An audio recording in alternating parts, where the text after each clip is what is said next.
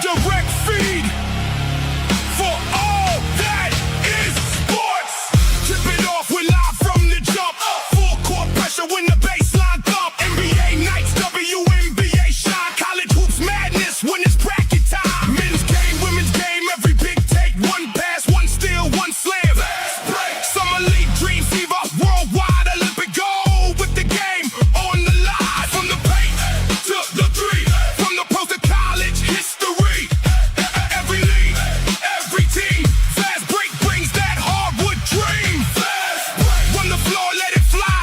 Fast break, touch the rim, kiss the sky. Fast break, every league, every take, Davidson, Crooks, and Locke on the break.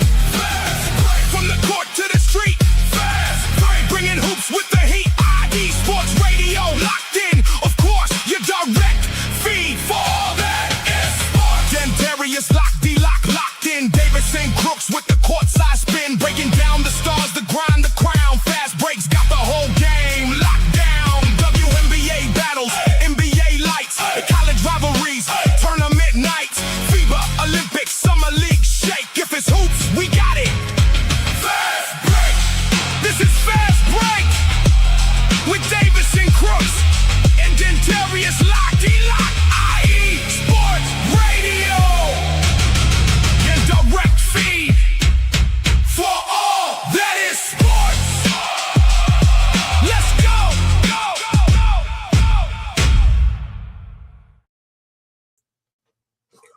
What's good, everybody? Welcome to another broadcast here for Fast Break here for iSports Sports Radio. You're for all sports.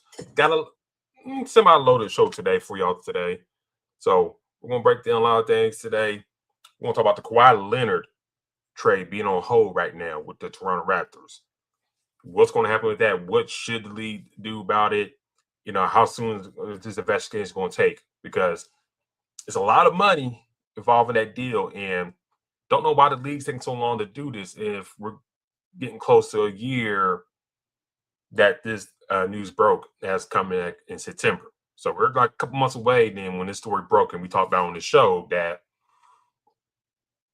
you know, this major cap circumventing deal got, you know, done under in the dark. So we'll discuss that. Discuss Victor Wembanyama's big time contract extension and what that means for the Spurs.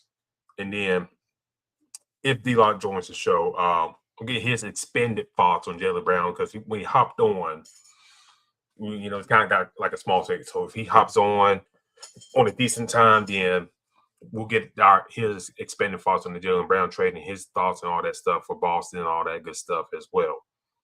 So all that good stuff. So we'll lot talked about here, all that good stuff. So welcome to the show. If you're new to iSports Sports Radio, do follow us on X, do follow us on the YouTube channel. Subscribe to that YouTube channel. We're getting those numbers up, so I'm appreciative of the new numbers we've been seeing. I've been looking at it. You know, I've been seeing like the steady rise of subscribers on the network. But every Sunday when we go live here, 8 Eastern, 7 Central, 5 Pacific, you see my face and D-Log's face. Subscribe, hit that bell notification. So once you get that notification, we'll be here talking basketball. Mostly NBA, but basketball. We talk about college basketball, talk about WNBA. I got a Caitlin Clark thing I want to talk about, which, well, just what a fumble she's been since she's come to the league. I'll just say that. But do check out also iSportsRadio.com for all your latest shows, news, and feeds as well. Shin Pass and Shenanigans show, doing a great job breaking down the World Cup as it's been going on. You know, Team USA got bounced against Belgium, but it's been great games post, you know, USA getting eliminated. So do tune in with them. They've been doing great work. With the Final Four teams left in the bracket, I was going Norway because I thought, oh boy, Holland would show up. He didn't really show up against England. So if I had to choose a team to go rock with for the rest of the way, I would rock with England. I don't see, damn sure don't see Argentina winning. No, they ain't happening, Chief. So I want to see England win it. We'll see how that shakes out for the rest of the World Cup that's coming to a close here soon. So, what I want to talk about right now, and I'll say the Jaylen Brown topic for later on when D-Lock hops on, but this kind of get some other news and notes out the way real quick. Gary Trent Jr. signs a $64 million deal with the Bucks for 4 years, which to me, I kind of didn't see coming, but you had interest and all that stuff from other teams around the league, kind of on I won't say minimum deal, but you kind of had teams out there trying to get on cheap, but then the Bucks turn around and with the excess money of Giannis and Bobby Portis leaving out the way, they felt like they gave Gary Trent a deal to keep him in the fold of things for the next few years. But 4 years, $64 million for Gary Trent. I'll say this.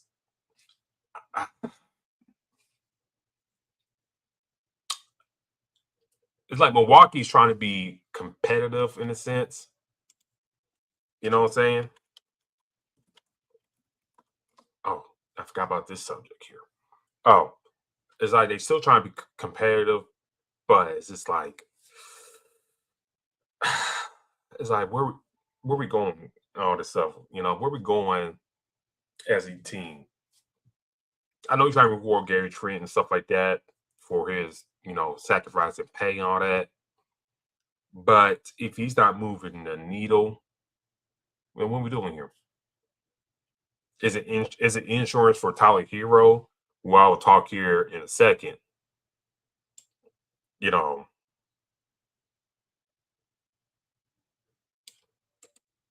me get this up here.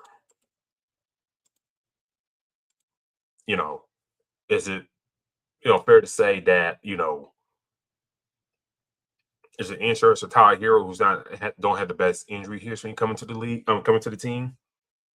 That's something to kind of think about there. I'll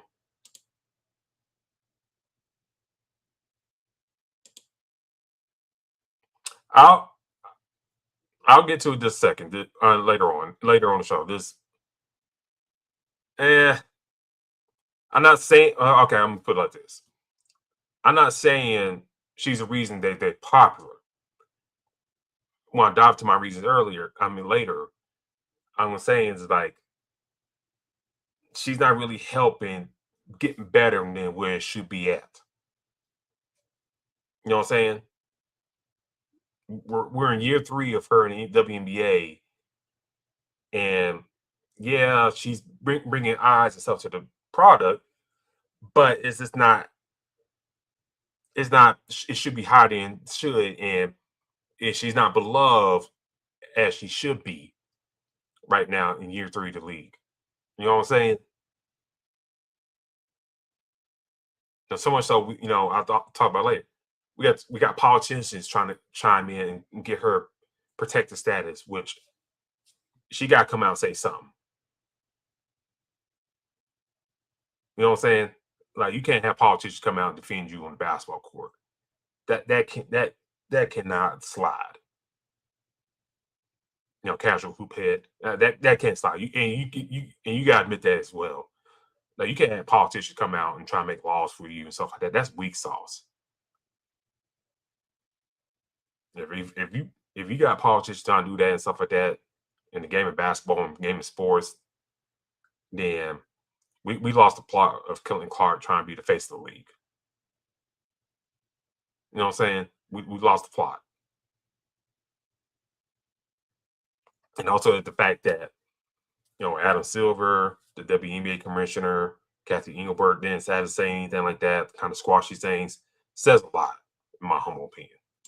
But I'll get back to that later, in my humble opinion. But going back to this, though, Trent signed the deal. I think it's good insurance in a case, Hero breaks down. I think, it's this kind of rich in my opinion. And I like some of the, news around the league, they're kind of shocking. I think the Lakers 1 point interested. but I think he had to take like a vet minimum deal, and plus they still trying to get Jonathan Kuminga and all that stuff. So they still trying to work around that. So I think they kind of want to take on the potential of Kuminga compared to Trent. But I just think it's this. I think it's, for this contract, it's like it is what it is. But for a team that's kind of in a rebuild mode in a sense, once you trade away Giannis, why are you tying your money up so much right now? You get what I'm saying? Why are we tying up our money right now? Just in case we're gonna do future moves and stuff like that, or do like a hard reset and all that good stuff. I mean, good for Gary Trent. Can't blame him, all that good stuff. But just just kind of like boom, 4-year deal like that. Okay, okay. But we want to stay on the subject on the Bucks. Tyler Hero, who's been traded to the Bucks, had a fallout with former teammate Bam Adebayo, and at an AAU game, I believe, this past Friday. And I kind of wait to hear more news about it because this is what I'm getting. It's like nobody, nobody's really said something really what transpired. Said they got the altercation stuff like that, and it could be stuff going on. You know, like a burner account that he was talking trash and all that stuff. So I kind of waited. I didn't jump on the X account to kind of dive deep about it, but I was like, there's got to be more to this. But nothing really else came out about it. But this is what has come about thus far about this.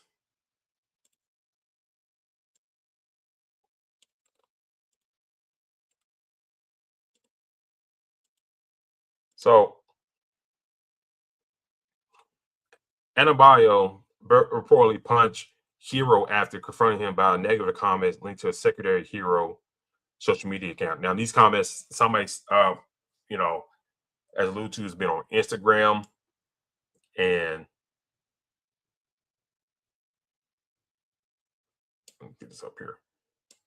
Was like through Instagram, and I guess whatever attention they had down in Miami, kind of really blown over this weekend in Vegas. Let me get this up here.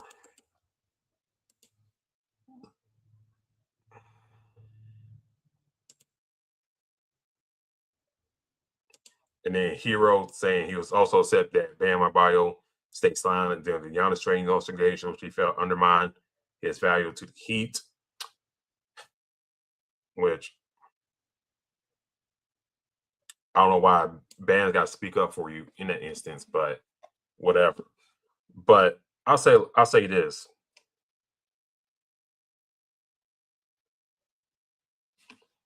Bam Adebayo don't have to say nothing to you. You know what I'm saying? He doesn't have to say nothing to you about, to stick up for you, whatever. The business is business in the NBA. You know what I'm saying? Business is business in the NBA. And, let's be real. Tyler Hero has been kind of in trade talks for Giannis and others around the league for the past good couple of years. If we're being honest. So his name has been up in trade talks for, other big stars around the league. And, for whatever reason, Pat Riley didn't pull the trigger. Probably should have pulled the trigger a couple years ago. If you're Pat Riley, instead of doing it now, like you kind of looking at him back now, like if you're a Miami Heat fan, like, damn, Pat should have done something a couple years ago because look where we're at now. Jimmy gone. Didn't want to pay Jimmy gone. Once you let Jimmy walk and trade him, that's when you probably should have pulled the trigger on Tyler Hero. I'm not saying you could have traded Bam Adebayo, but it's like you ain't gonna find like very mobile big men like that, coming into the league or currently in the league. You get what I'm saying? You don't find like a 6'8", 6'9" dude who's very versatile, could guard a lot of positions. You're not finding that in the league. And playing the post too, you're not finding that in the league.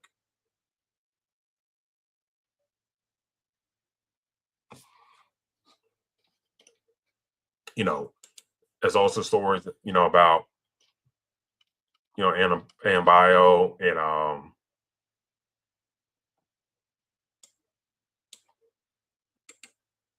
Hero and Adebayo, worry about the contract and stuff like that, his contract and stuff like that, the 83 points thing, and stuff, and all that good stuff. And I guess it came to the head that Adebayo finally had enough and socked the dude.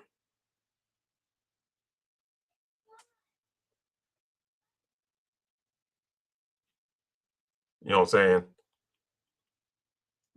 And could have been other issues going on that team. Could be other issues that we don't know about.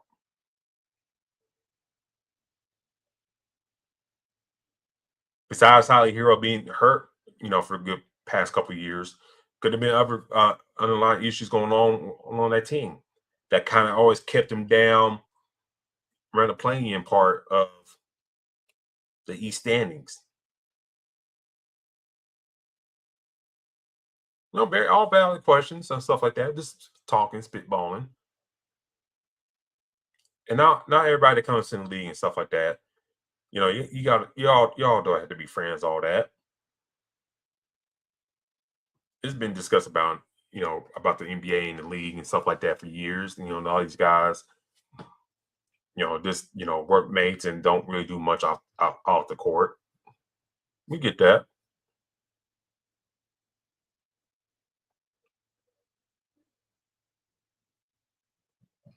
But kind of had this inner jealousy between y'all two. Y'all at one point were supposed to be like two focal points of the franchise. Now it kind of says a lot of the Heat's success and stuff like that, and lack of success for the past few years.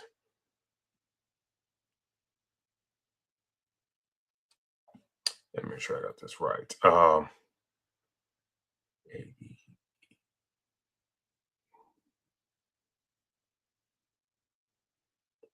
You know what I'm saying?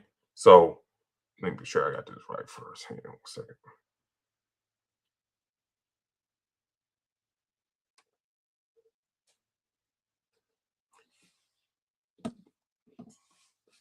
Because, for a former teammate of yours to come up and jaw jack you had to really do something.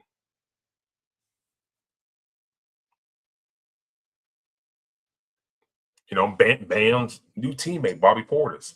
If y'all don't remember that situation, him and was it Miracek when they playing for the Bulls, and Bobby like broke his jaw in the locker room for, I forgot what the reason was, but he broke his jaw. Like he broke his jaw.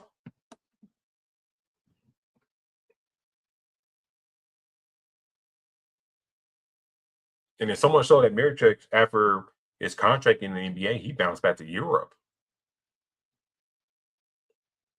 And if you're a Pelicans fan, he and AD worked pretty well together when they were playing down with the Pelicans. And then them getting Boogie and stuff like that. If that kind of kept those three around, I also think they had Drew Holiday around that time too. That's a very solid Pelicans team right there. Boogie, AD, Miracek coming out to be the 4-man.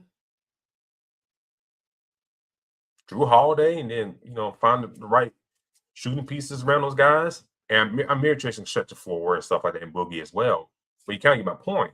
That's a very solid group right there.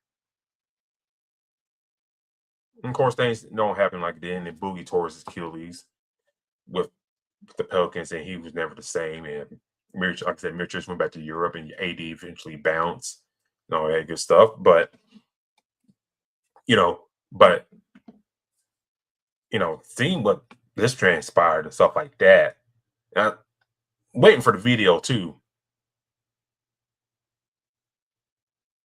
because I like to see the video of what happened. Because like you don't just come and cold cock something like that, and for not no reasons.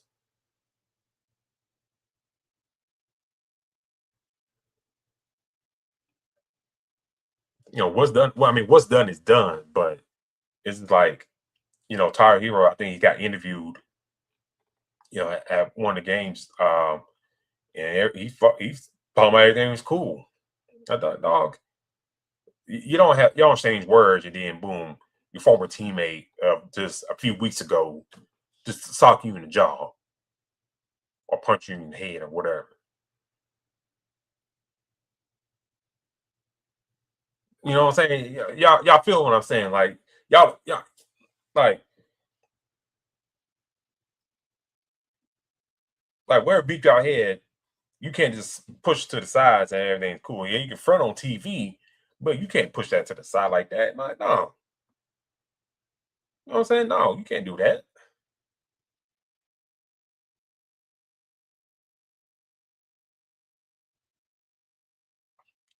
So if Tyler Hero is out here,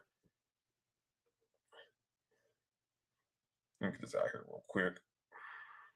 If Tyler Hero's out here, you know, just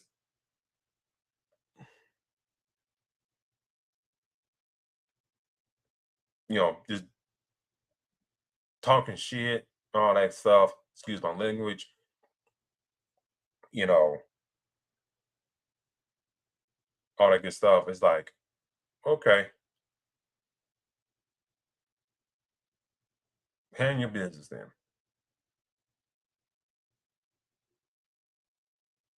But from what I'm reading, you know,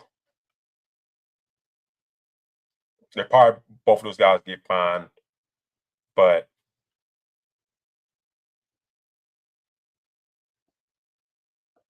and where I'm reading, like Bam stayed publicly silent, which you were interpreted as a lack of support. A sign Bam didn't value him, a willingness to let him be traded without pushback. Like I said,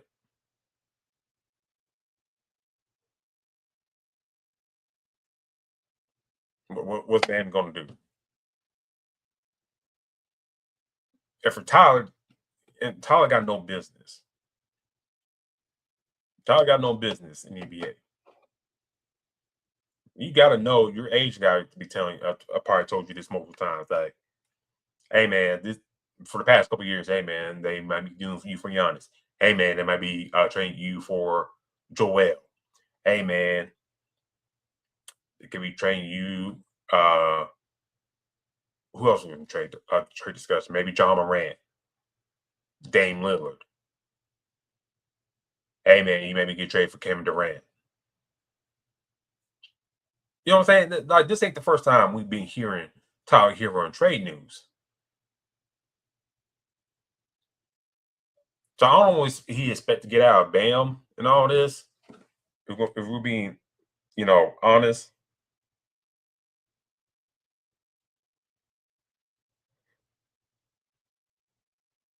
you know, I don't know what he expects for Bam to do.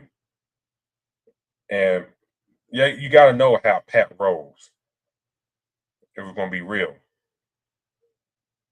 you got to know how Pat rolls.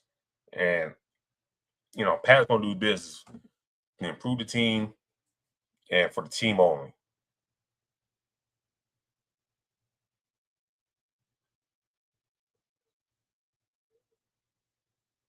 Now, other reports coming about Hero. Let me pull this up right here.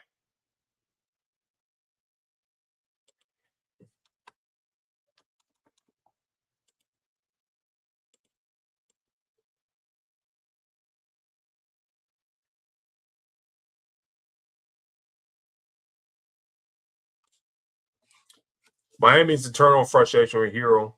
This part adds to the far the organization had grown frustrated with Hero because he often refused to play unless he is 100% healthy. Now, nothing wrong with that. If a player don't want to be rushed out there, he's totally within his rights. But once again, it's like I've been talking about, he being healthy, few far between.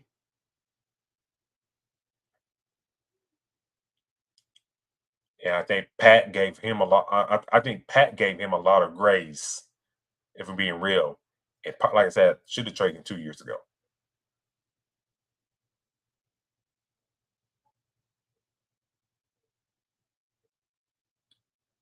Sell high as you can and get the most out of them. If Giannis wanted to trade a long time ago, you should have maybe pushed harder for it.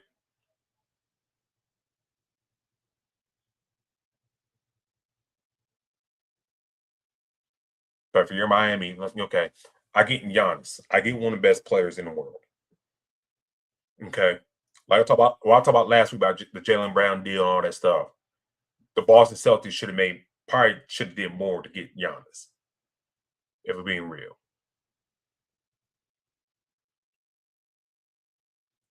Jaylen Brown first round picks may sound good on paper, but if you don't if you didn't want to give up the low rent dudes, then somebody else is going to do more to get Giannis, and that's exactly what happened. Had one of the best players in the world available for the past couple of years, and you got to take a chance. And Milwaukee took the best offer. Unfortunately, Tyler had to be part of the deal.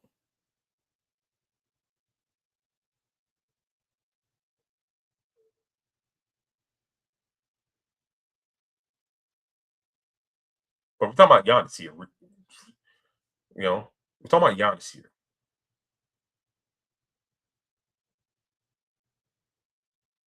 How Giannis is going to fit with Bam Adebayo, I think he'll fit well.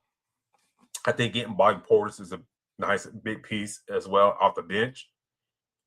The guards and stuff like that, they got to get that figured out. Here in the next couple of weeks. They said to be interested in Russell Westbrook, which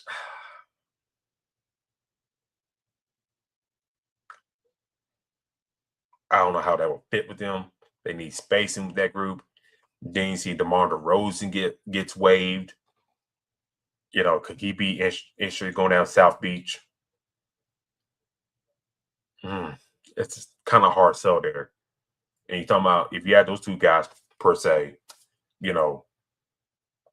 could you become like part of the oldest team in the league, being real. One of the oldest teams in the league, because let's say if LeBron goes to Golden State, then that's part of the oldest team in the league because you got LeBron, Steph, Draymond, Al Horford, Jimmy Butler,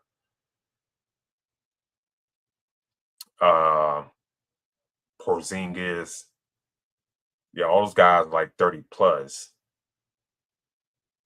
And then guys like if they bring back Gary Payton back to the fold, that's another 30-year-old guy as well. So they probably be the oldest team. But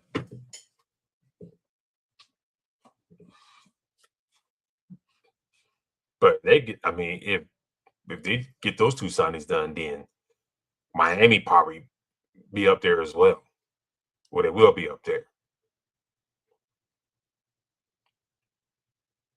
So for Hero, man, you got to trade for Giannis, man. I put a bow on this. You got to trade for Giannis.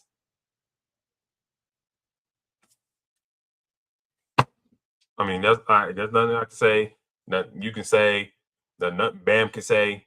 Once you in the news, you can trade for Giannis. Like you're Bam Adebayo. Well, who I want to play with? Giannis or Tyler Hero?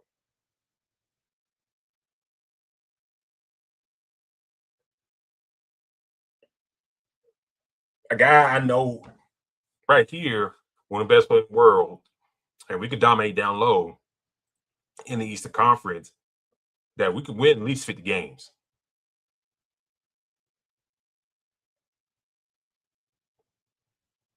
Like we at least win 50 games. Yeah, I know his work ethic, and what I just talked about here, his work ethic won't be in question. You want to talk about like a Pat Riley guy? Giannis is a Pat Riley guy. Hard working, work on his game, stays in shape. Like you ain't getting no real complaints about Giannis and his work ethic, all that stuff.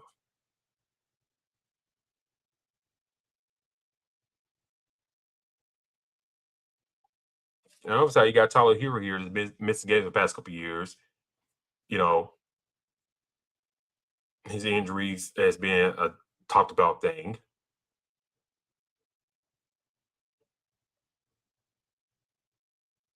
And maybe some people describe him as a weenie in that Heat culture.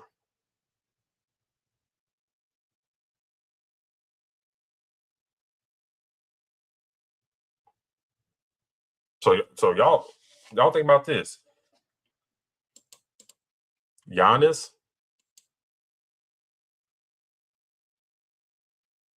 one of the best players in the world, or Tyler Hero? Who you going with? If you bam out about it, I'll be silent and say, hey man, if y'all getting Giannis, hey, get Giannis. We'll figure out the rest later.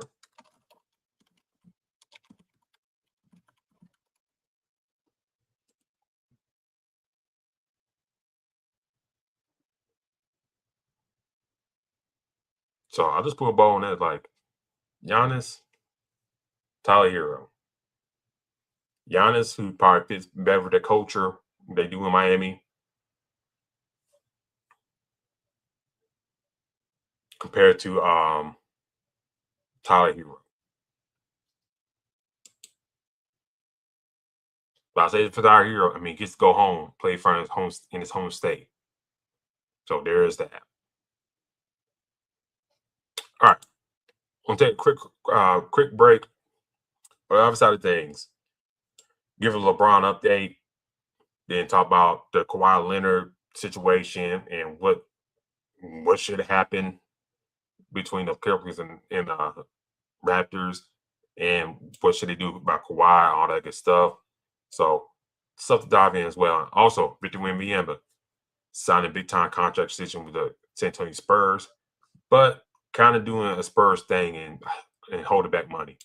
But this is Fast Break here, live on Sports Radio, your dream for sports, and catch you on the other side.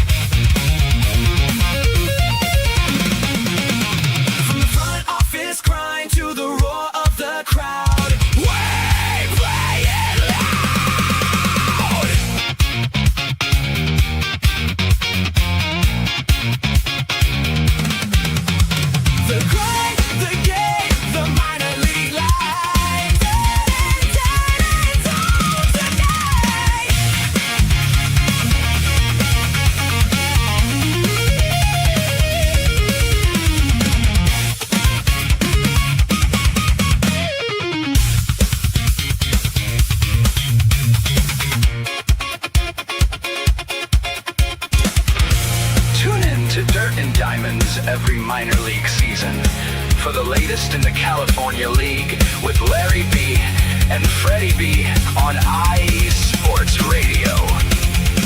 Keep that dirt flying, and we'll see you next pitch.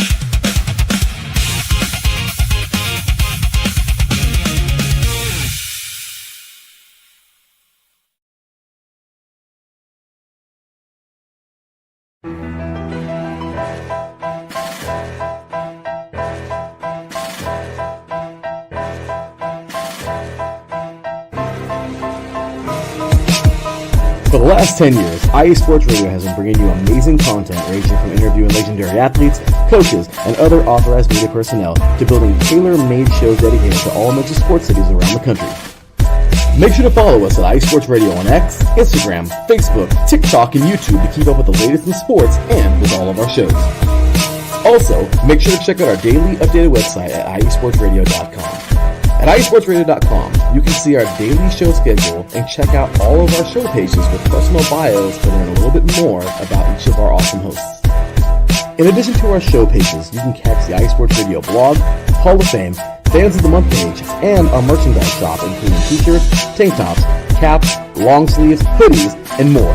For now over a decade here at IE Sports Radio, we've continued to be by the fans, for the fans, and we thank you all for your support and for making IE Sports Radio your direct feed for all that is sports.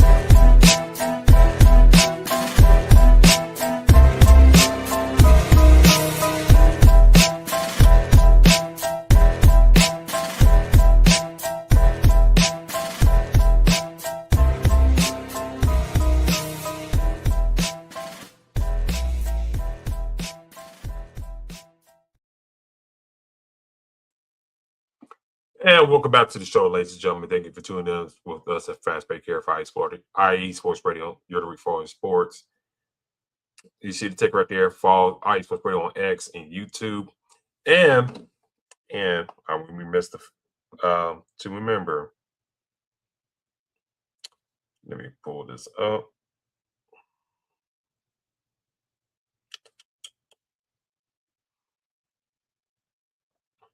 Do follow us on Instagram page here at Fast Break at IESR. Do follow us on there. Do a lot of short videos and stuff through there. So, God dog it.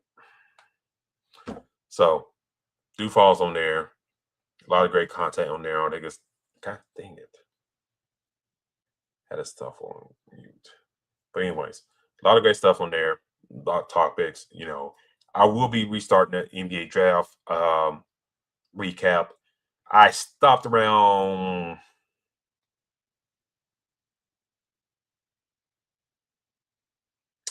Darius Acuff going to the Kings. I will pick up other picks and stuff like that.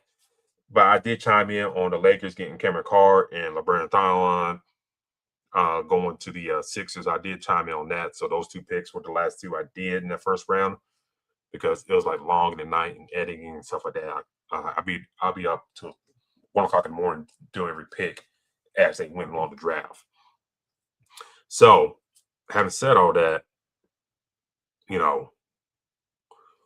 do check out the IE Sports Fast Break page on Instagram as well.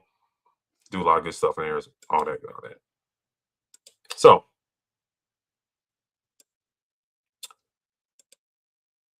all right. LeBron James free agency race intensifies. Shams Charania reports 5 teams are in the mix with Cleveland, Miami, and Philadelphia emerge as the strongest suitors. I think we've also been here in Minnesota and Golden State as well. But more chatter lately of Cleveland, Philly, Golden State, and Minnesota. I think in that order too. Miami, I think they're a distant 5. And LeBron said, and Rich Paul said that,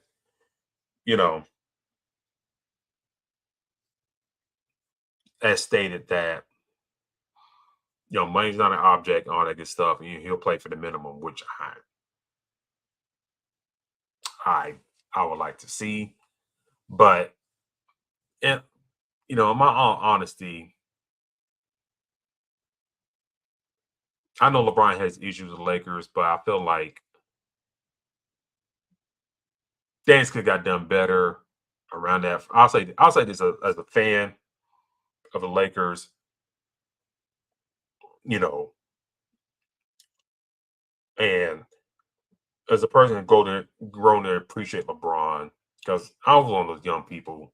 I'm 38, but younger, that kind of like had a hate boner in a sense, or hate for LeBron just because it's cool. That was when I was younger. But I'll say this about LeBron.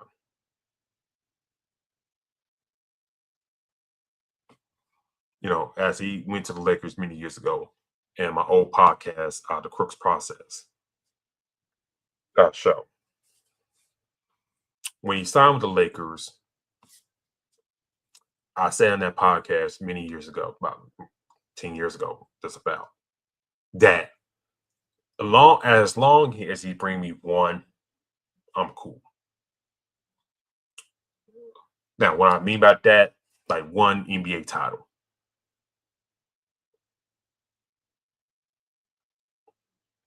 Because if you look at the Lakers lore over the years, you know, George Mikan, you know, Kareem Abdul-Jabbar, um, Wilt Chamberlain,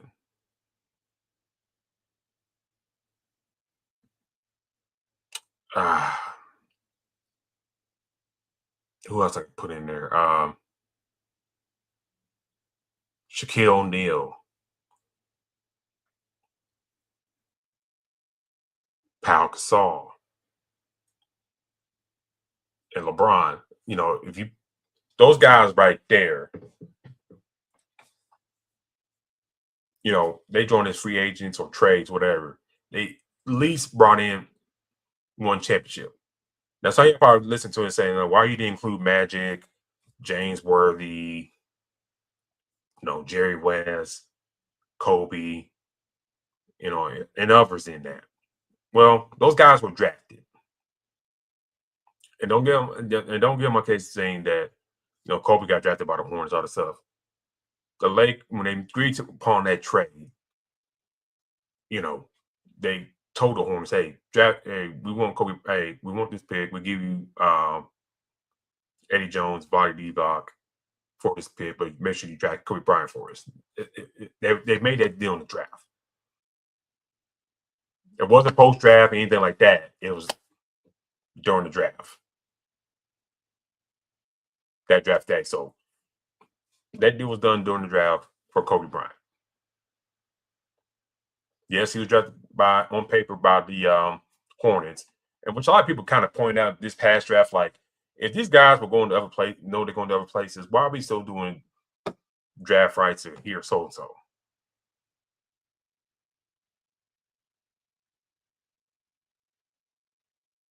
You don't see that in other leagues and stuff like that. I can't really speak for the NHL or MLB, but like for the NFL, okay, my team is Tennessee Titans, okay.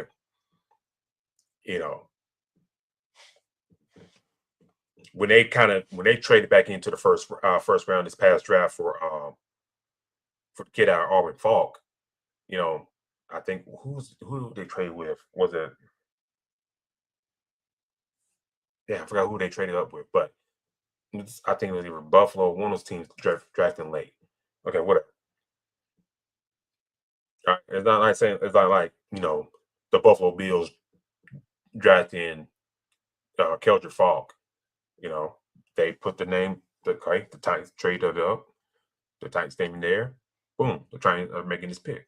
I don't know why the NBA still do this. You know, so and so is getting drafted by the Clippers, but they're going to Milwaukee. Like, we gotta get past that. We're 2026 and we're still doing that kind of crap for the NBA.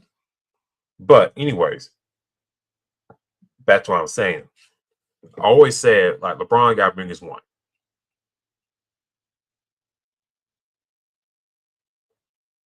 He has to bring us one.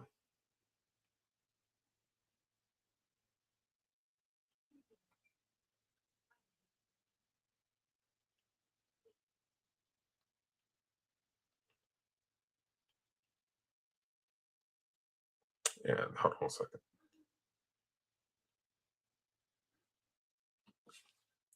know what I'm saying? He got bring one, in which they did in the 2020 season. And did it in a way when they won the championship in the bowl, was like, you probably, well, I'm not saying we never say never, but we probably never see something like that in sports again. What them and the WNBA did to go down to this bubble down in Florida and did what they did and missed the height of the pandemic speaks volumes. And I hate when people kind of discredit, you know, the Lakers win the title and stuff like that. Like, you do understand the circumstances how they won the title, right?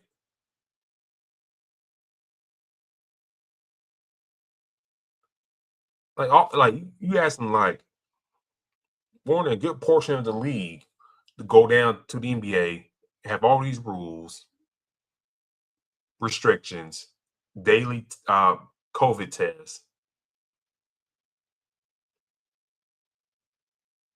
and in fact, putting all these dudes in the same area that you normally don't get these dudes in a situation like this. I think what video was I saw?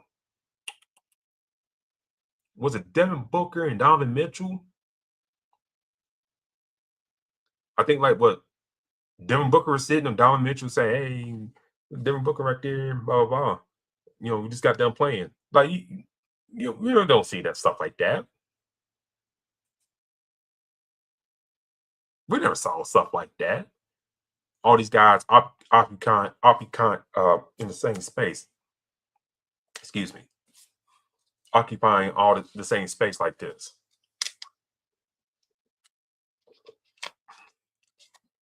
Billions of dollars in player contracts and occupying the same space. Everybody saying, you know, if you put the NBA championship in neutral site, what will it be like?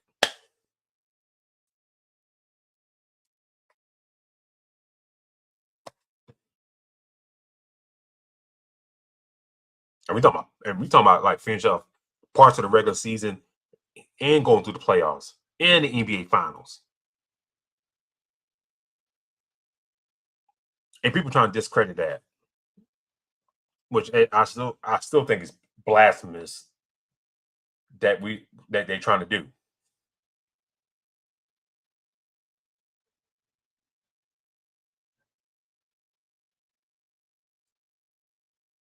So I always, you know, him, AD, win that championship in the bubble and go against tough competition. Going against a Miami team that kind of, you know, during that Jimmy Butler era, that, you know, you kind of saw, you know, how strong they played, despite always being like a lower seeded team for the most part. You know, we saw the rise of guys like Bam Adebayo, Tyler Hero during that bubble run. Giannis, we saw his rise. And Bam Adebayo didn't get that block on Giannis many years ago during that playoff series against the Bucks, excuse me. The Bucks might have made the NBA championship and maybe could have won. And could we possibly talk about the Milwaukee Bucks as back-to-back champs? And if they're back-to-back champs like that, are we talking about a Giannis trade to the Miami Heat right now? Maybe not. But that butterfly effect is real.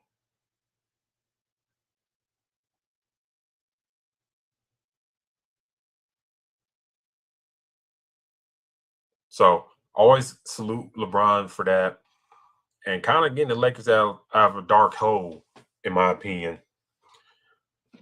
And when the Lakers were trying to do the rebuild, and it's like it wasn't going. I won't say it going as planned, but it just wasn't. You didn't see too much of the progress. It's like Okay. Drafted Brandon Ingram, drafted D'Angelo Russell, drafted Lonzo Ball, drafted Josh Hart, Julius Randle. You know, he had Zubac in there as well.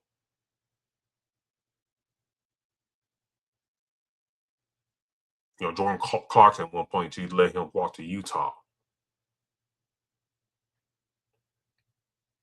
So you had all these guys there, and you know, and then when you eventually did the deal for AD, you trade away some of your key role guys in Lonzo, and Josh Hart, and Julius Randle.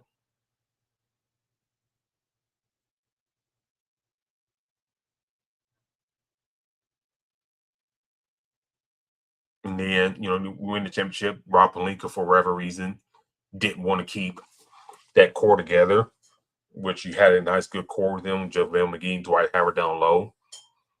You trade all your chips in for Russell Westbrook. Trade away Kyle Kuzma in the mix as well. And then after that, things just kind of really soured with that organization. You know, Russ and LeBron like this, because Russ don't take crap from nobody, and you know LeBron is no exception.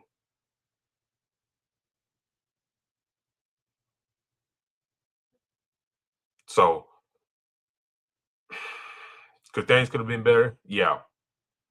Just speaking as a Lakers fan, and you know, did some of the moves over the years did not help the organization, like trading Ray Zubac to the Clippers. That did not help things. And you talking about a center that you know you ain't really breaking the bank for real.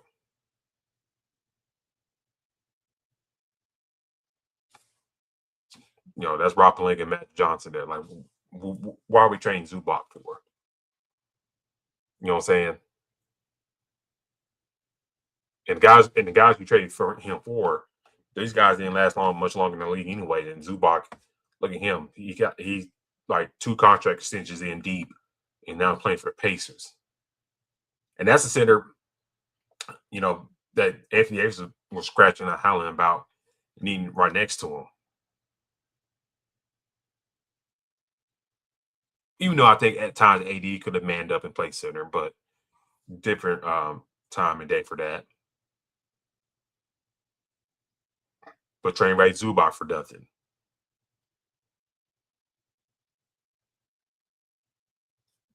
You know, the talent Horton, Tucker, and the Caruso thing. Not keeping Caruso around. Not trading my talent Horton, Tucker away. When you shooting sooner than you should. Not keeping guys like JaVale McGee and Dwight Howard around. Not keeping Rondo around.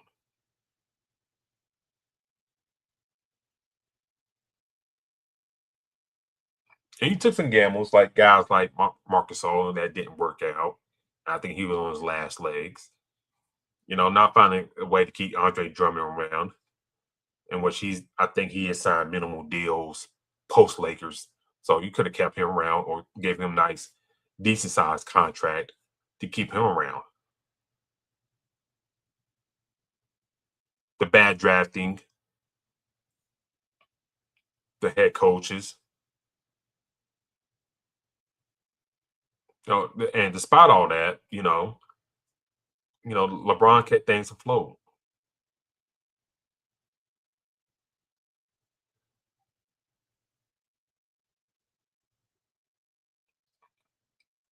You know, which I think Lakers tickets will always sell, but I think with him there, he helped a lot.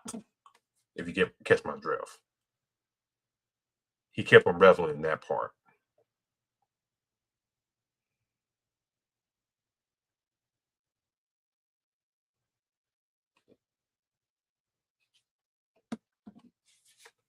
You know, he kept him reveling in that part, saying,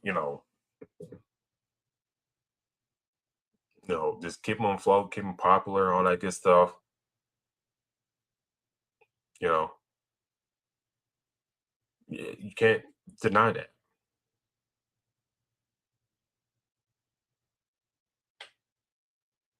So as a Laker fan, I salute him. Go get his statue one day. He broke Kareem's record in crypto arena.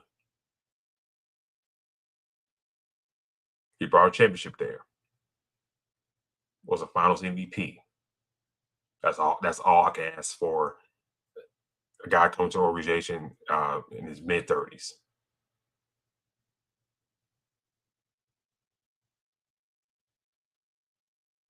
But now the Lakers going to a new direction now with Luka Doncic in the helm, and we'll see. If they can keep him happy. They brought back Austin Reeves. Cool. They signed Colin Sexton, traded for Walker Kessler, in which I think, I said last week, they gave up too much draft capital for Walker Kessler. Because now you kind of like in a holding pattern with Jonathan Kuminga in the sign trade with the Hawks.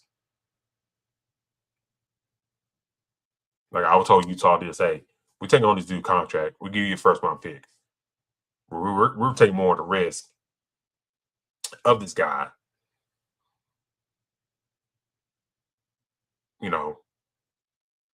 For the next few years. And we'll just give y'all this first round pick and call it a day.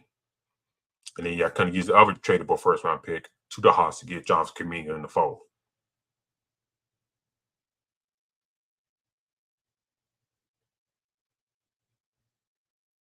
I hated to see Rui Hachimura go.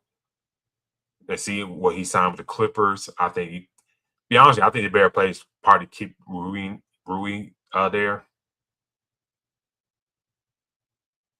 Just as my humble opinion, to keep Rui in the fold of things, but hey, what do I know?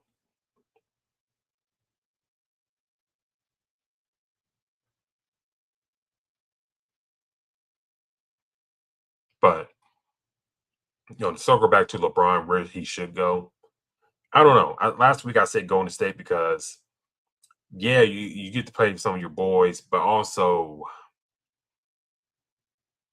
it's one of your best spots to win.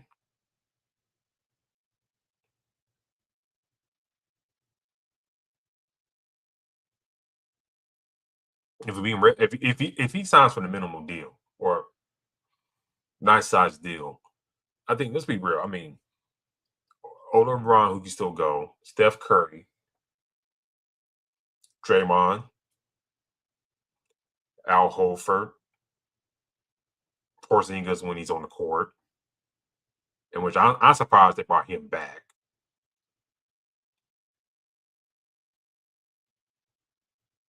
Lindenberg, who you drafted from Michigan. Jimmy Butler when he comes back healthy.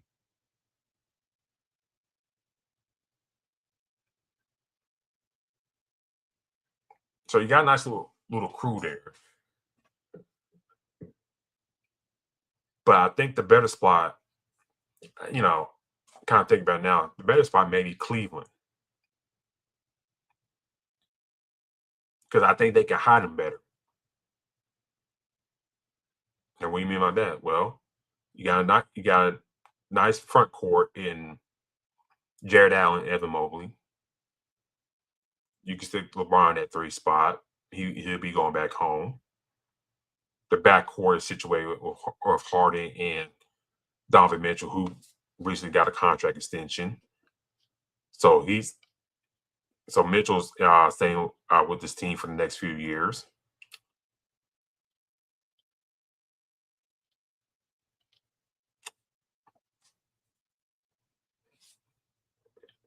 Max Strus, if they don't trade him, is a good backup option.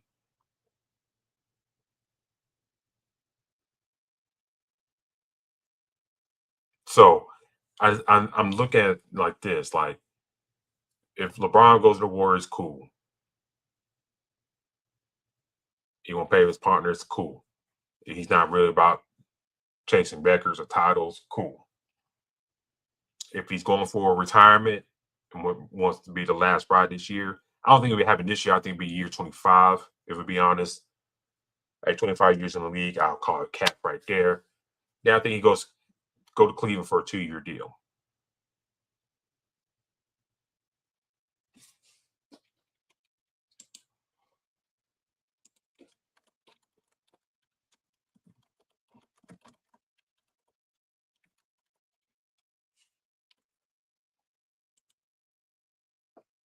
Because let me pull up that Cleveland roster real quick.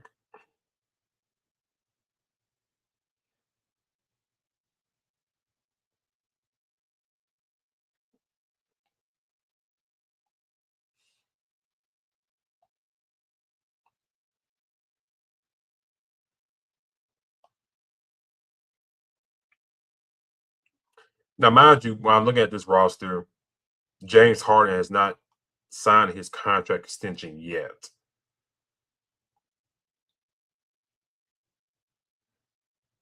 So there is that. But this hypothetically, let's put him in there.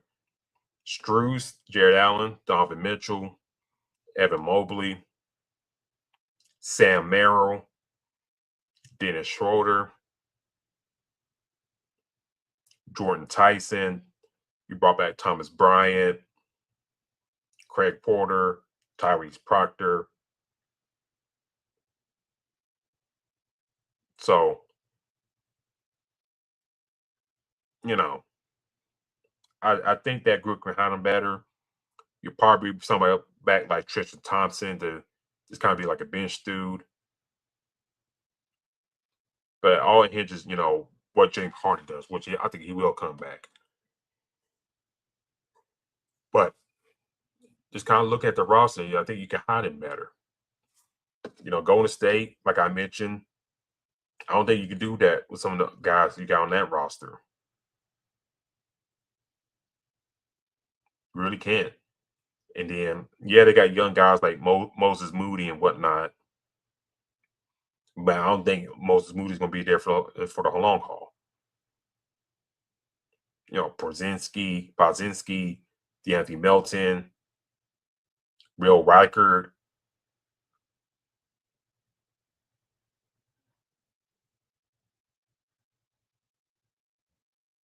Like I said, you could bring back Gary Payton as well.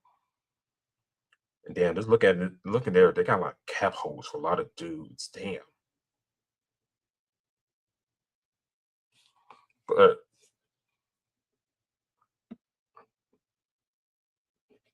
Philly.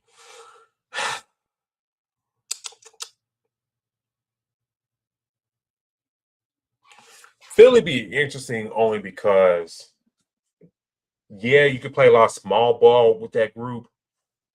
With LeBron, Jaylen Brown, Tyrese Maxey, and VJ Escombe, and then I know they signed Anthony Simons. You can throw him out in 3 or Dean Wade out there as well. I know you can do that, but a lot of that hinges on Joel Embiid and his health.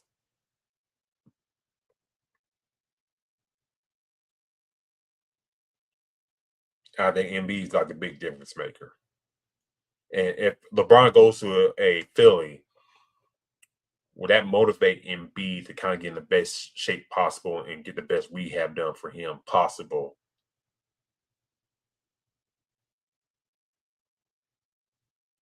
At this point in his career, I don't see it happening.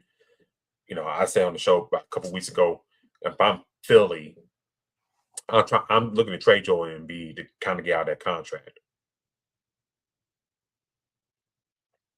If I can find a sucker out there, maybe trade him for like Sabonis and at Sacramento, and find a trade that way.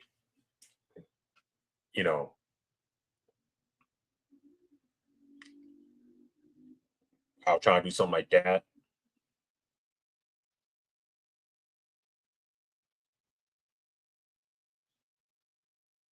Minnesota, I don't see happening because I think the idea of playing with Anthony Edwards and Rudy Gobert sounds enticing, but LaMelo Ball and his playing style will not mesh with LeBron. So I can't see that happening. And that's 2 dudes that got to have the ball in him for a good majority of the time. Unless you push LaMelo to the bench.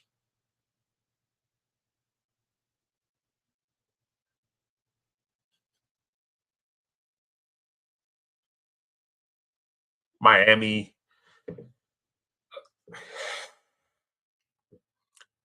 They need to find like cheap shooters to make that happen. It would be an enticing front court with LeBron, Giannis, and Bambi go down there.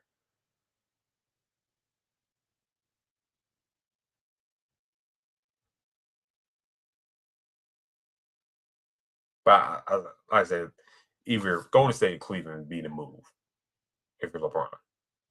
One of those two spots. That's got to be the move right there.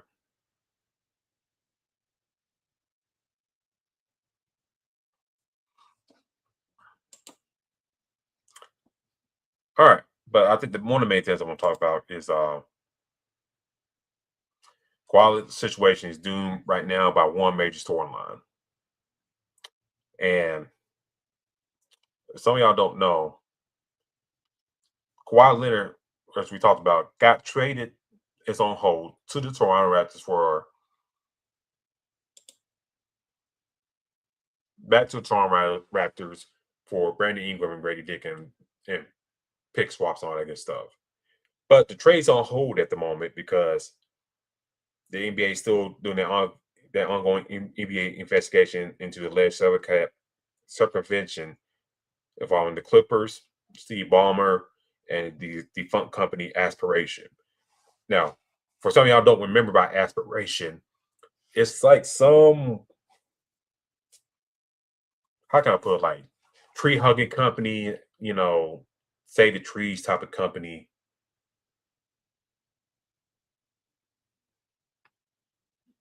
That were doing shady stuff.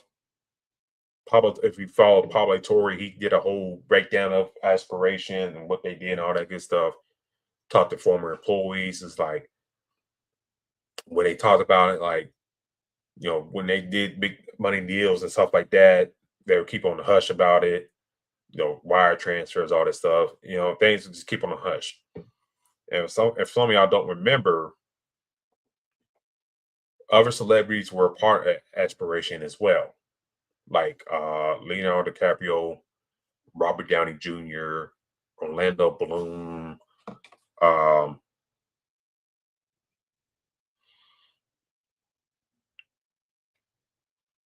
else I can think about? Those guys and all that stuff. Let's see.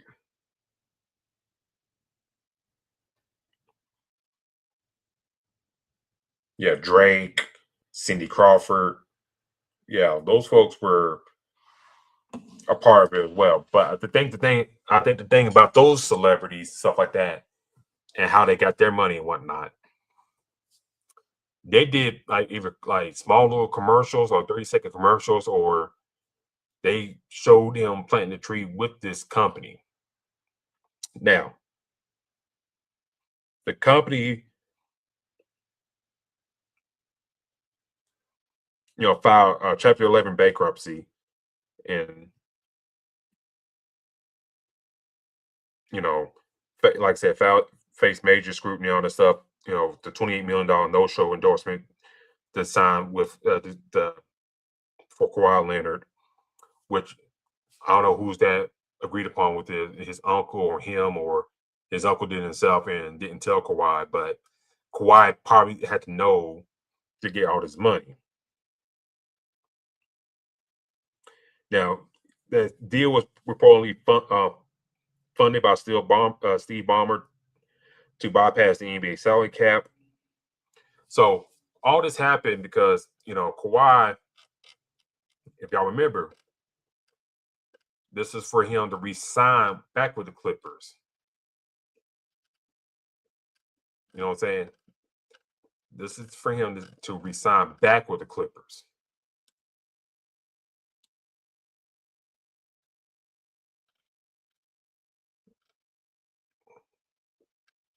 If y'all remember. Let me try and pull it up. Let's see.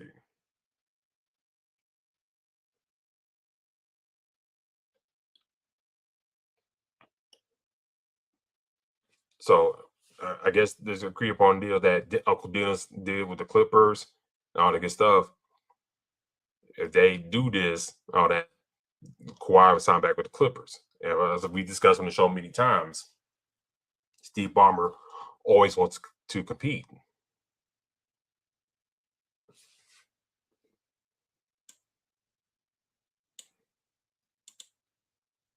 And let me pull this up here.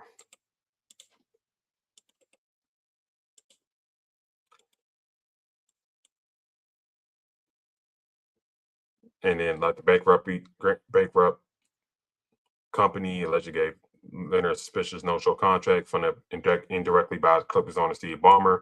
I think the guy that was running Aspiration, he got found guilty and got sentenced like 14 years in prison, I believe, for fraud, all that good stuff, money laundering, all that good stuff. But let's see, put some stuff here too.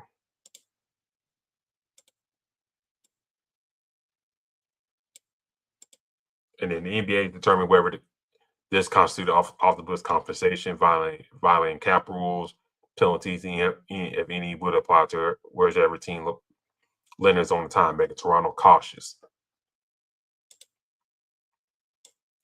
And then the Clippers still kind of maintaining their innocence. They saying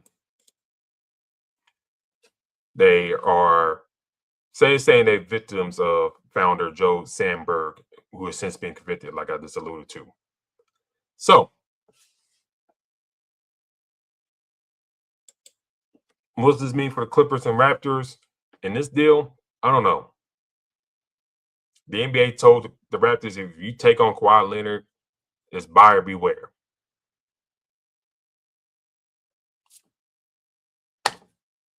Buyer beware. What it means, if where punishment comes out to the to Kawhi Leonard, the Raptors will take the brunt of it. Up into including maybe a voided contract, which is on the table. If you're the Raptors, you had a strong push to the playoffs. You took the Cleveland Cavaliers to 7, minus injuries and stuff like that. So you probably thinking like, okay, I can get rid of this dead weight of Ingram and Grady Dick and get Leonard, and maybe kind of get past the first round into the second round, stuff like that, with Kawhi Leonard in tow.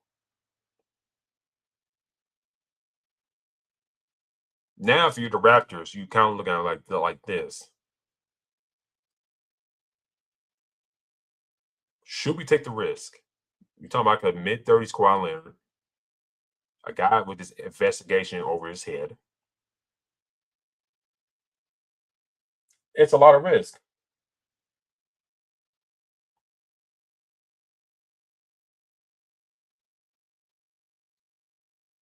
Now, I've been thinking about this, like, should the Raptors go and push on through and do it?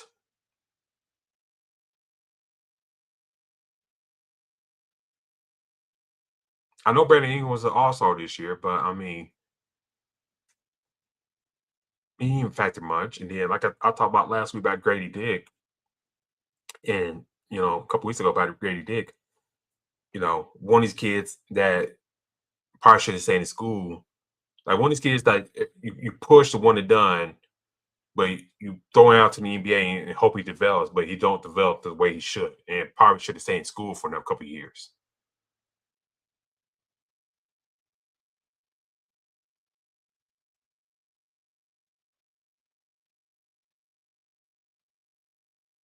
So Toronto, actually, it's the first round picks that the more valuable ones, because Ingram, like I said, solid for you, but I mean he can't stay healthy. Grady Dick is a bust for y'all. So the first round picks are in the 27 swap. That's your valuable pieces. If you do this deal, you may be SOL. So yeah, if I'm the Raptors, I'm kind of cautious doing this.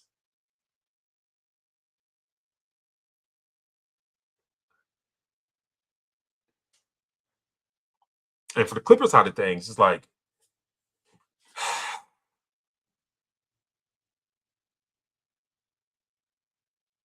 what is their punishment?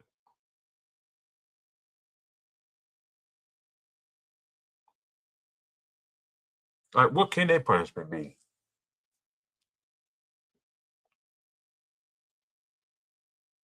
I know you can find Steve Ballmer in the Clippers.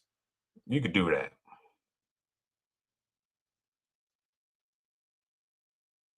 What does it say that the Raptors is pushing straight through regardless? We'll take the risk.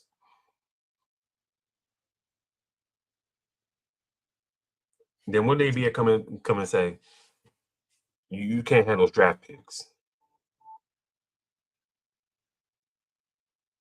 that's come back from the Raptors.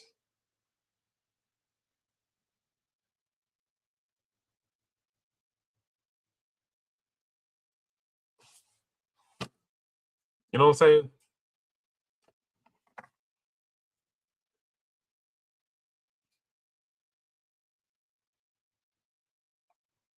Like what I mean, what can you? I mean, it's like the Clippers trying to get out of jail free card by doing this deal, and I don't think that should happen.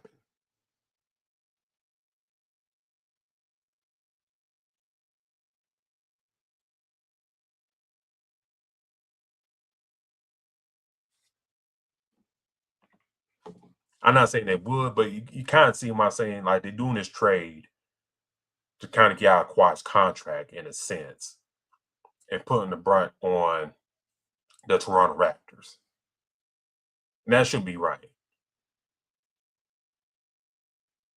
Wherever Kawhi and Uncle Dennis that came up with this, or Uncle Dennis came up with this and told Kawhi, about this deal, and Kawhi didn't want to do his part for whatever reason. And I think that's one thing about Kawhi Leonard and his Achilles heel as a pro. It's like he wants. I understand. I understand. We all want our money and stuff like that. We want as much money as we can possible. But sometimes with Kawhi, compared to other stars around the NBA, he won't put that extra effort to be in front of the lens and camera like this. He doesn't want to do that. Yeah, we kind of see it now with the New Balance commercial and stuff like that. And then if you around the San Antonio area, you saw those Heeb commercials, and what Heeb is a grocery store chain in Texas.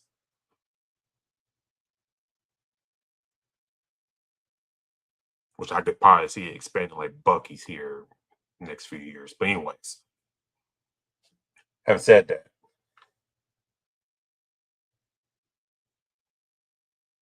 he really don't. He kind of keeps to himself, all that stuff, and go about his business, stuff like that. Nothing wrong with that. But thinking, he wants his money, but not want the extra effort to get it. Not like LeBron, not like Kobe, not like Steph, not like Giannis.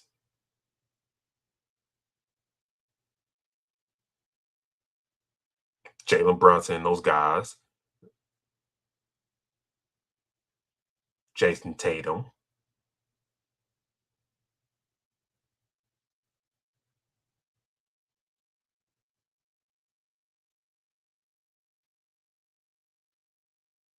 So,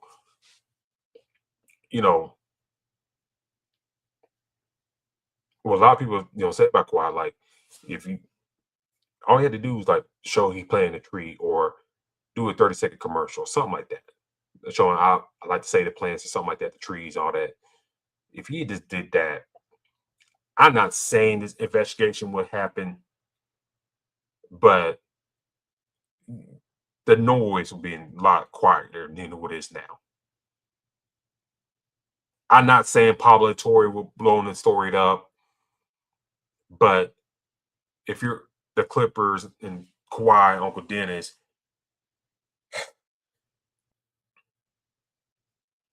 you can come back and say, hey, yeah, we did this, but hey, we did the agreements a part of the contract of this deal.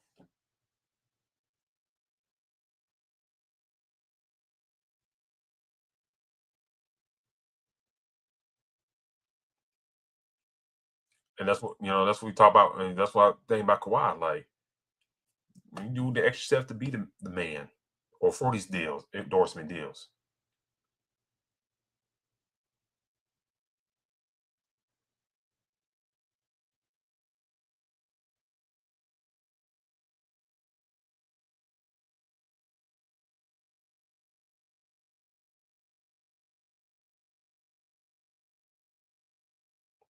And look where he's at now. That mid-30s, and you got a big contract, and the possibility of that money being gone.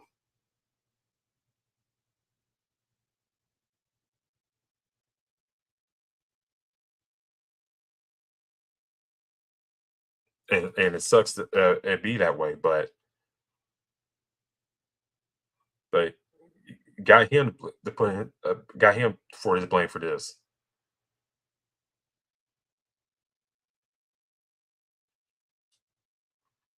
Only himself. Then to let his uncle do what he does behind the scenes does not help things either.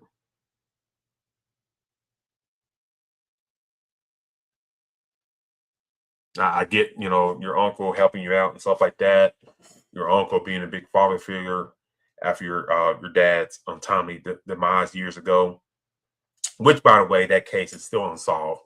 So anybody knows anything about that unfortunate shooting at, Kawhi Leonard's dad's car wash many years ago, do give the FBI a call on their hotline out in LA, which unfortunately I think will never be solved because, Compton, South Central, ain't a lot of talking there. Hell, to be honest with you, Kawhi put like a couple $1 million up from that aspiration deal. You probably get somebody singing, especially around LA. You probably get somebody singing, and that person probably have to leave California, but that person probably singing. Or the people who probably done, they're probably you know dead, but it is what it is. But I wrap it up, saying like this. I wrap it up saying like this. Me personally,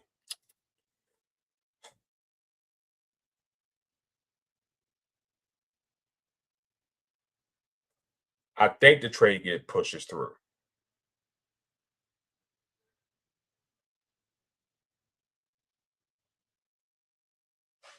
I think the trade get pushes through, but if you're the Raptors, okay, you taking back one of your first round picks because I think Kawhi will get suspended.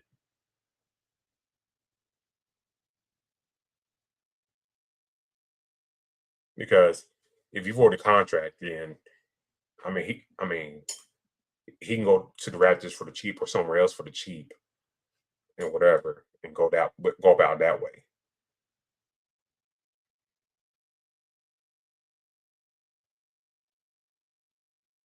So I don't think the NBA does not want that to happen in a sense. But how many games do you spend it for? That's the thing. Is it 25? Do you do 50, 40, 30 games? If you're the Raptors, you're doing 25, 30. If Kawhi's gone 25, 30 games, you know, would you sacrifice that?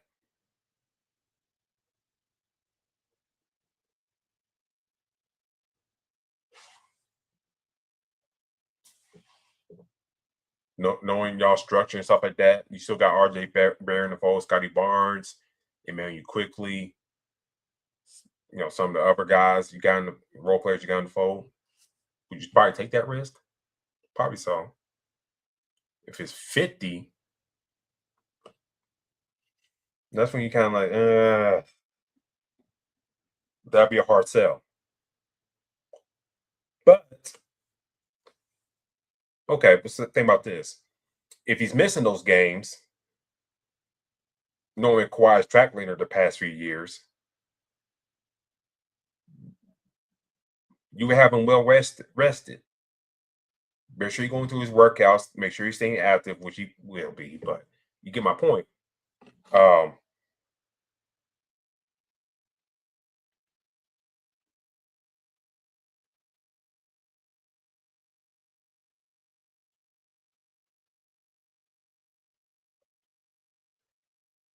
What should be the punishment for the Clippers? What should be? I mean, I mean, like if Kawhi's missing 30, 50 games for suspension, and you're the Raptors, you kind of at the clubs to the playoffs, stuff like that. Then boom, the last 20 some all games, you get Kawhi Leonard back from a 50 game suspension. If you're in playoff contention, then boom, you're a dangerous team come playoff time with Kawhi Leonard.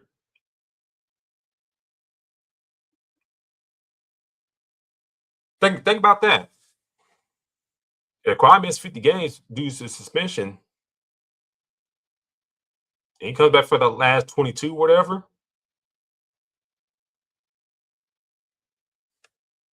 that's a hell of a, risk you may want to take if you're the Raptors. And you're not going to you missing what, November, you missing December, you missing January.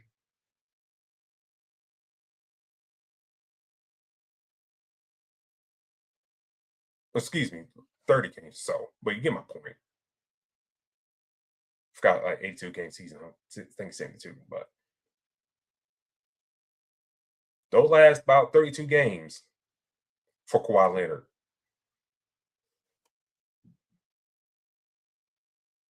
If you're the Raptors, you hang around from the fifth, sixth seed, something like that, and you get Kawhi for the last 32, you take that. I would assume you would take that,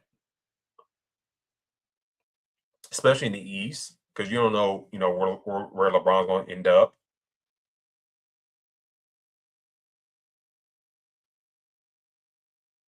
You don't know what Joel Embiid's health going to be. Would the Knicks still? Well, they pretty sure they will, but would the Knicks still be in top of contention? What about the Celtics? Why are they going to look with Jaylen Brown gone? And Paul George around the same age, Kawhi Leonard. The Heat, what struggles they're going to have off the rip?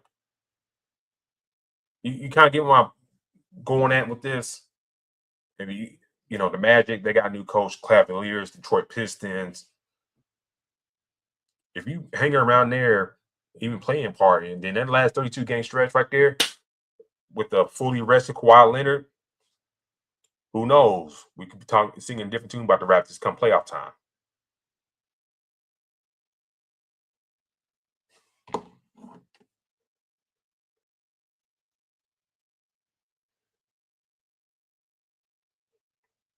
And what punishment for the Clippers? It's hard to say. It's really hard to say.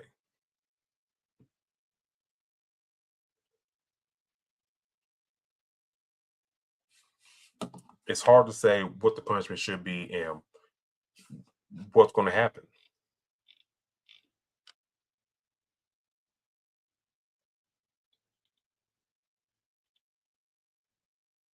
So I think the Clippers will be fine. C Ballroom will be fine. I think he'll get suspended for a few games for putting the money up. It's just kind of weird gray area because you got a deal in place to trade Kawhi. That's my point.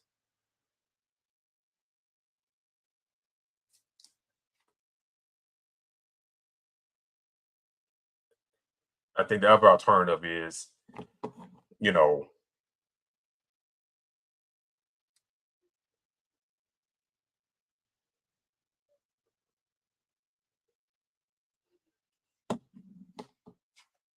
the other alternative is like if you redo this trade, the first round picks do not come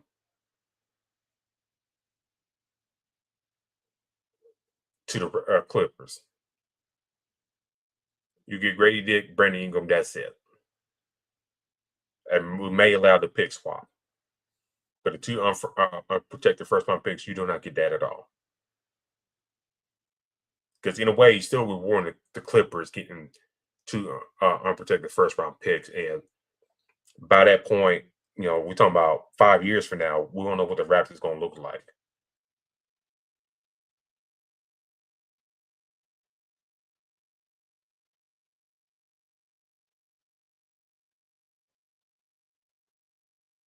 In 2033, that's 7 years away. So we don't know what the Clippers going to look like. I mean, the Raptors are going to look like at that point. We don't know what the Clippers are going to look like at that point. But you can't give them an edge over the Raptors if they take on this deal. That's what I'm getting at.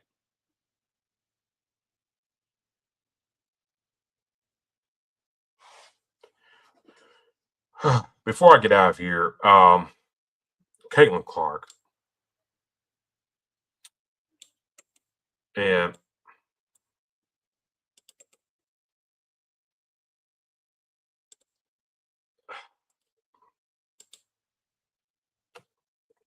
Caitlin Clark.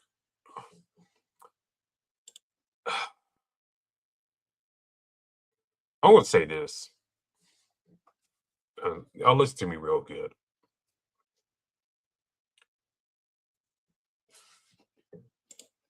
Going back to this point right here.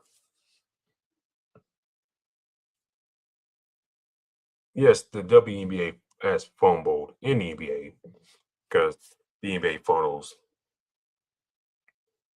the WNBA. They had fumbled the way they handled the Caitlin Clark coming to the league. They let the social media narrative get too much, too big, too quickly. And it should have put a bow on it 3 years ago.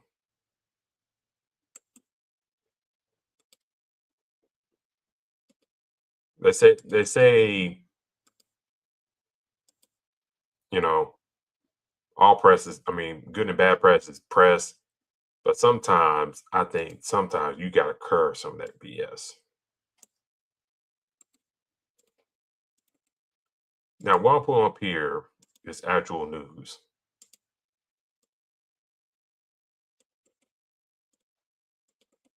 There are representatives in Washington trying to pass a law or trying to get something going for Caitlin Clark.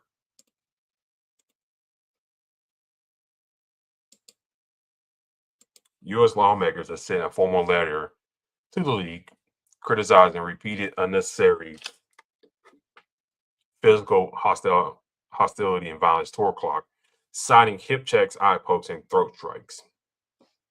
A second letter from lawmakers demanded answers by July 24th, arguing the league has failed to protect one of its top stars.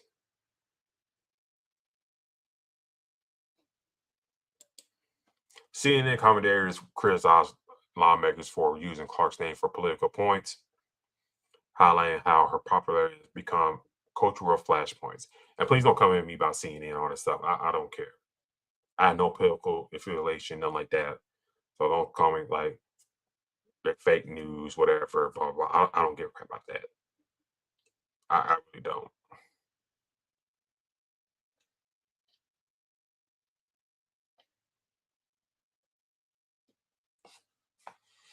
I was using the source. But anyways, this is to the point where I talk about like they FL how they gone about things with Caitlin Clark. To the point that U.S. lawmakers are trying to draft up plans to pass a bill to protect her. This is where we at right here in year 3 of Caitlin Clark.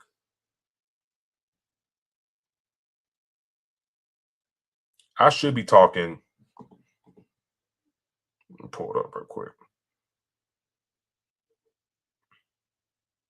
I should be talking about the Sparks playing the Las Vegas Aces right now.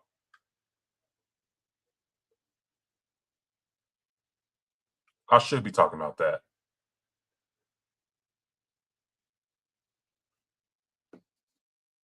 I should talk about the Sparks. I mean, the Fever being up right now against the Aces. You know, Leah Boston has 13 points. As I got the game from me on EBC. I should be talking live about that right now. Talking basketball.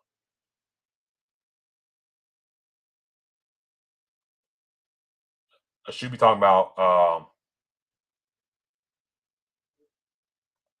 with the Fever bringing the ball up and petition getting an and one and going up 12 points right now, or 11 points right now, and great drive right there by number 0 for the Fever.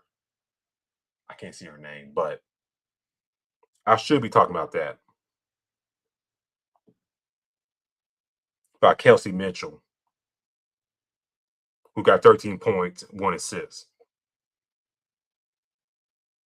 Clayton Clark got 5 points and 4 assists thus far. I should be talking about this, you know, them being about 11 right now against the Aces.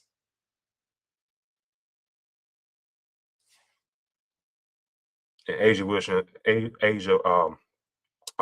having 8 points thus far. Who, by the way, I don't know what happened with Kennedy Carter, but it's odd that she can't stay in one place in the WNBA. This real odd. You know what I'm saying? This odd that she can't stick in one place for whatever reason. If it's attitude, cool, but to a point, sometimes you can curve attitude if she could bring you production. That's all I got to say about that. I should be talking about, you know, them beating the defending champs right now in Vegas.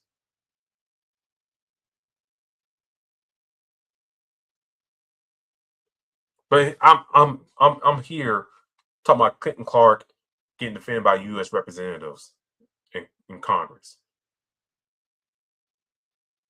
These people on taxpayers' dime coming up for a bill, trying to come up, drop much up support and a demand for a basketball player, in which go down the list. People's privacy is being taken away on a daily. No protection on that. No privacy on that. Food and costs are going up. The rent keeps going up.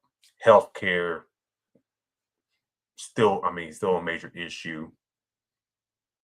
How things are covered. Infrastructure around the country still a major issue. And I don't care how much new shit is being built around the country. It's still an issue.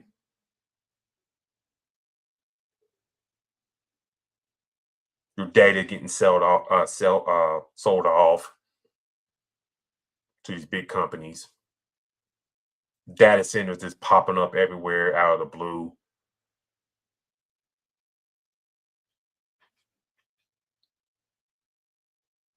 With no recourse, anything like that. Just boom, pop up. And politicians under the table taking the take. But no, we got time to do Caitlin Clark here.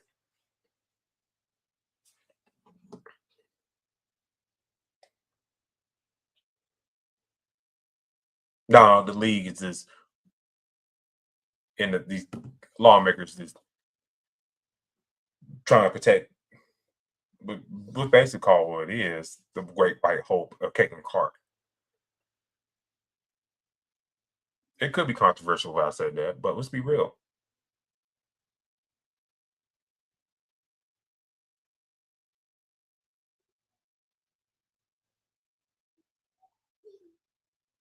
Why are they so gung ho doing this for her.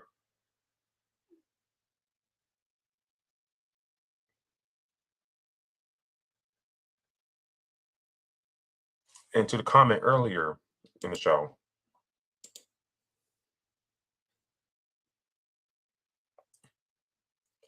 doing this stuff like this, you kind of fumbled how you handle Caitlin Clark since she's in the league. To the point you got congressmen and women doing stuff like this. This shouldn't be a blip in the radar of what I'm talking about right now. This shouldn't be coming across a congressman's mind or congresswoman's mind.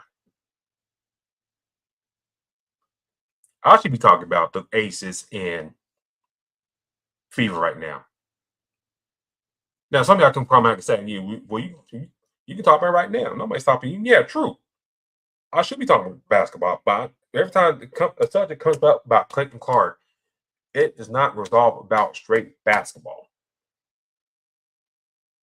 It's like a little bit of basketball in between, sprinkle in, but other bullshit that go along with it. And that should not be the case. Talking about her, talk about the WNBA and basketball in general, because it's a slap in the face in basketball. That's just my point. It's a slap in the face in basketball in general that I'm talking about stuff like this.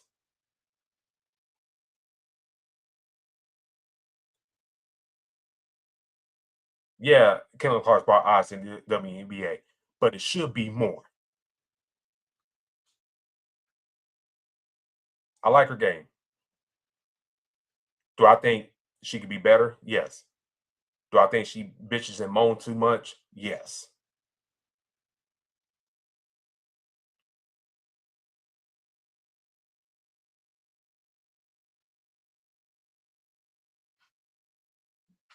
And I think, to be honest with you, I think she probably needs to be pulled to the side like by some of the old heads that used to play WNBA and tell her, hey, sister girl, what's up? I'm not talking like in a studio, nothing like that. Get Cheryl Miller, Sue Bird, Lisa Leslie, Yolanda Griffith, Keisha Panchenro, Don Staley, Rebecca Lobo, Cynthia Cooper. You get my point. Those ladies got pulled to the side. Hey, girl, you got a lot of talent, but the way you gone about things has really not really helped your case and the league's case as well. Because don't expect Kathy Engelberg to do anything.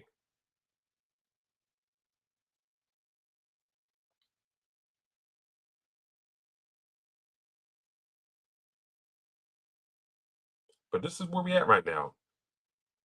You got U.S. lawmakers trying to draft up plans to protect the Great White Hope. I hate to say it like that, but yeah, that's where we at.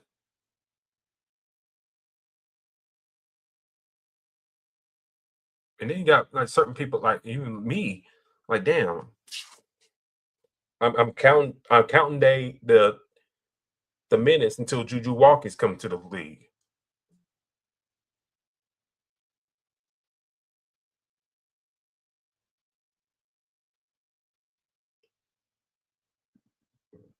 Because if Caitlin don't want to take the helm as a basketball player and elevate the league, then Juju Watkins can.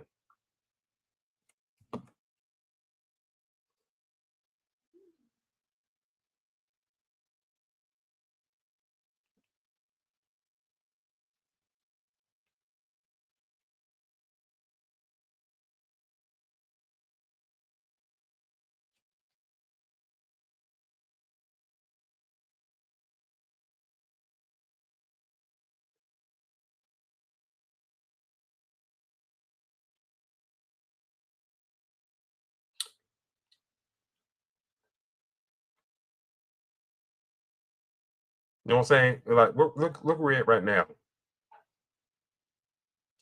Let me get this out real quick.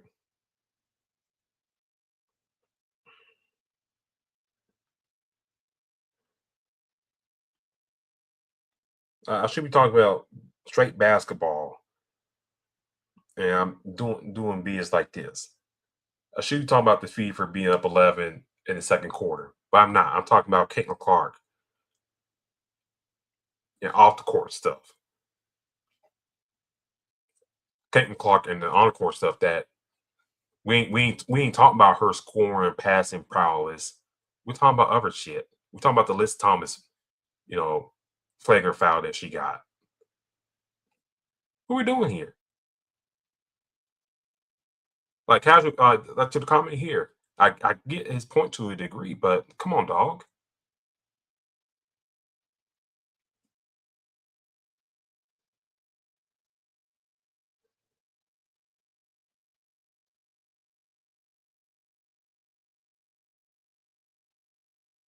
Like, come on, dog. Like, I should be talking about this crap right here. I shouldn't. Should be talking about this Fever going up 12 points right now at the free throw line. You know what I'm saying?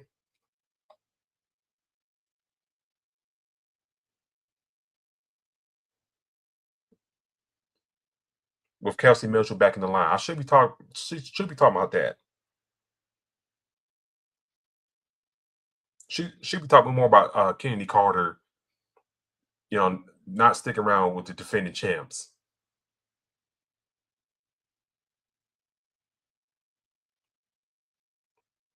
That's why I talk about the WNBA fumbling, because I should be talking about other things, and this is where we at.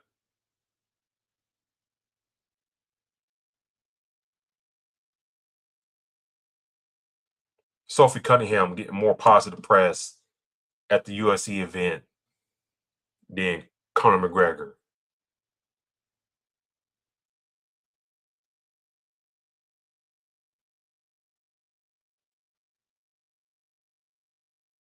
And her appearance there. I should say that, hey, get on Sophie Cunningham getting a good look at the USC event this past yesterday.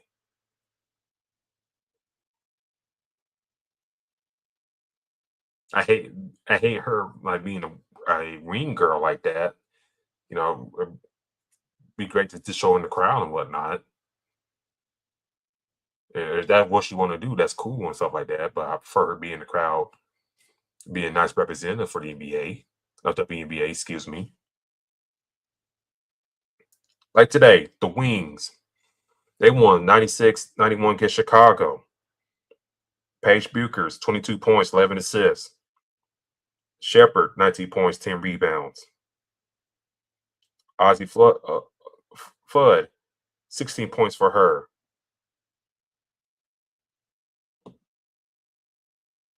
The Mystics, back above 500, beating the Seattle Storm. Shakira Austin, 27 points for her. 5 rebounds, 3 assists.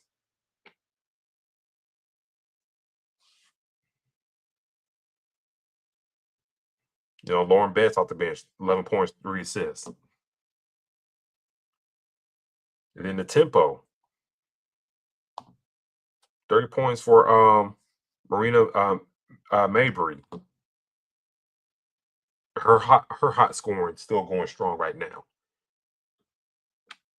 We should be talking more about that. I mean, I can be talking more about that, but you get my point.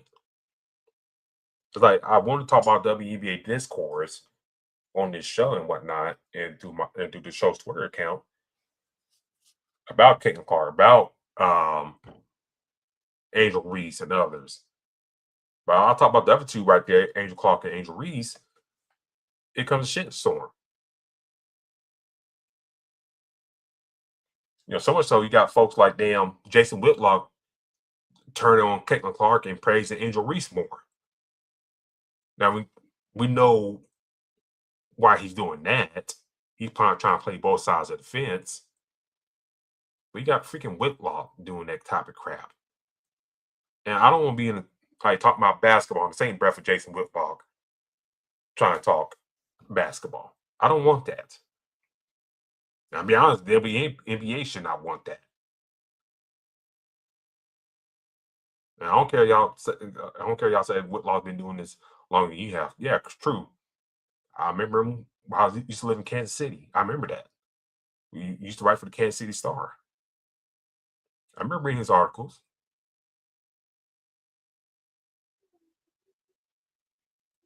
But what he was back then to now, you don't want him talking about the sport the way he does.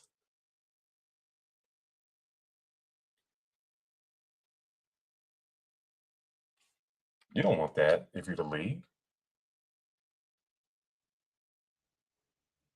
So I'll just leave it at this. I'll leave it at this. The Fever are up 56-48 right now. The first half is about to end. They're up 11 points right now after the 3-pointer by Mitchell. Caitlin Clark's not even on the floor right now. The Fever are playing very great basketball right now in this first half. And we'll see if they'll keep it up.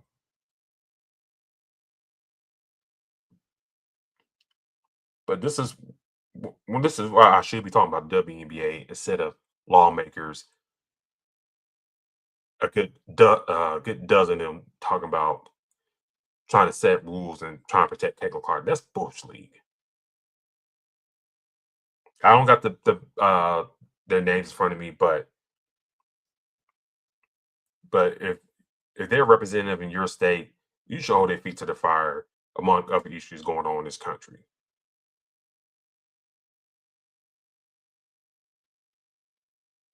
So I'll leave it to end like that.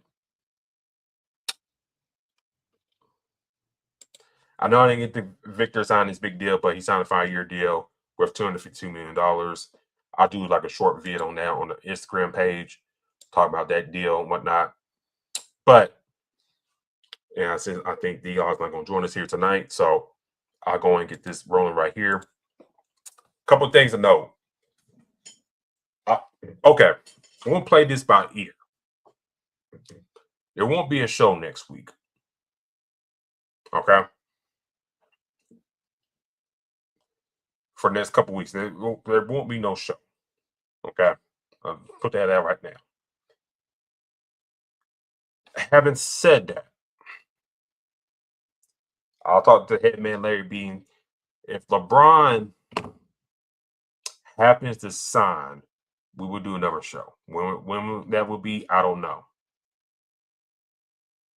Your guess is as good as mine. But whenever LeBron signs a contract, or decides to go somewhere, of course, there'll be a short video to talk about it, but we will do a show about that as well. So wherever LeBron decides to sign all that stuff, if we're off the air at that point for our break, we'll hop back on and talk about LeBron signing with whoever.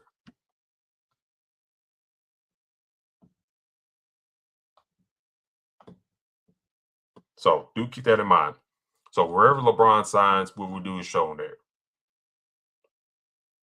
So wherever our break is in, if he signs somewhere in August during our break, we'll do a show again. Okay? I think that's the plan. Other than that, you won't see us for the next couple of weeks. But like I said, if the LeBron James news breaks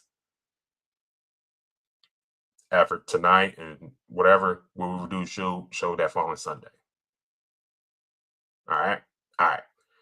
Do follow the show's page at Fast Breaker IESR. That's Fast Breaker IESR on X. Do follow D-Locke at Black-813. Follow myself at Spawn4288 as well. Do follow IE Sports Radio on X and YouTube. And do go to the website at IESportsRadio.com. But until then, ladies and gentlemen, like I said, if that LeBron news break, we'll talk about then. But until then, be safe out there. Talk to you later. Peace. Let's go!